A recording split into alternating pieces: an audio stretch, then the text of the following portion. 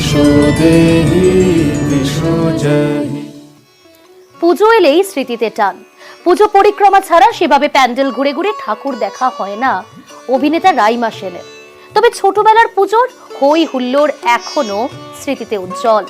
রাইমার পুজো স্মৃতির বেশিরভাগটাই জুড়ে রয়েছে দিদা সুচিত্রা সেন।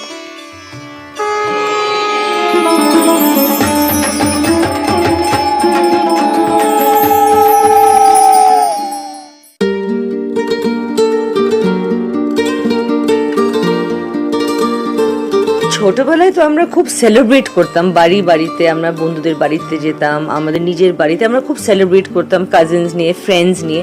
কিন্তু যবে থেকে মানে স্টার্টেড অ্যাক্টিং না, মানে পুজো আমি শুধু দেখি when I go for work. তো অ্যাটলিস্ট আমি খুশি যে আমি সব প্যান্ডেলে ওপেনিংস আমি করতে পারি, সেই সুযোগে আমি সব প্যান্ডেলসও দেখা হয়ে যায়, পুজো ফিলটাও হয়ে যায়, অ্যান্ড মানে ইটস আর ওয়ার্ক অলসো।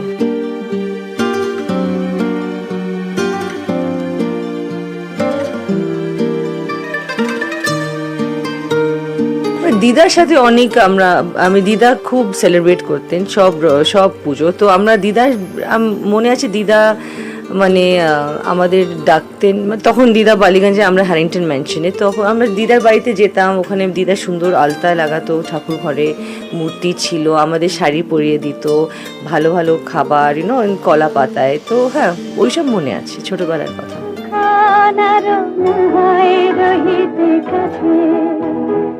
আরো কিছু কথা নয় বলিতে মোরে, কিছু